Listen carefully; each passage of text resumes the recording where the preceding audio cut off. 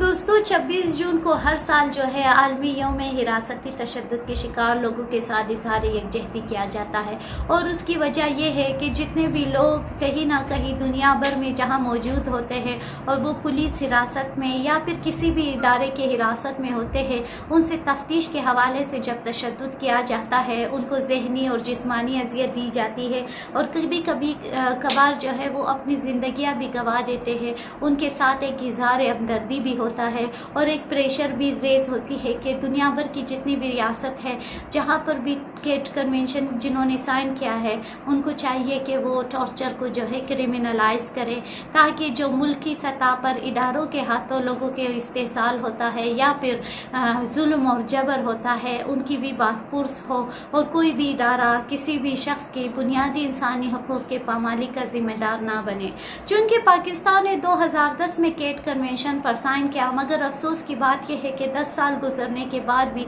पाकिस्तान में आज तक मकामी सतह पर इस पर लेजिस्लेशन नहीं हुई। और इस तरह हम देखते हैं कि आए दिन हमें खबरें मिलती है कि पुलिस के हिरासत में जो है कि लोग जो है ना सिर्फ तशद्दुद का शिकार होते हैं बल्कि कभी कभी जान से भी गुजर जाते हैं। जैसा कि हालिया पेशावर में जो आमिर तेहाल नामी शख्स था और उसके साथ जिस तरह से पुलिस ने बेईमाना सलूक किया, वो एक अफसोसनाक और इंसानी हकूक़ की पामाली की बात थी। इसी तरह हमने माजी में सलाउद्दीन का केस देखा और ऐसे लातादाद सियासी जो कैदी है सिंध और बलूचिस्तान के, उनके साथ भी जो होता आ रहा है और हो रहा है, उन सब पर ज़रूरी है कि से इस मुल्क के शहरी के हम बरतानवी राज के जो नाफिज करदा फौजदारी कानून है, इसमें फी 4 अमेंडमेंट की बात करें और ना सिर्फ अमेंडमेंट की बल्कि पुलिस रिफॉर्म्स की बात करें, इस्लाहात की बात करें और ये भी बात करें कि चूँकि हमारा रियासत केट कन्वेंशन के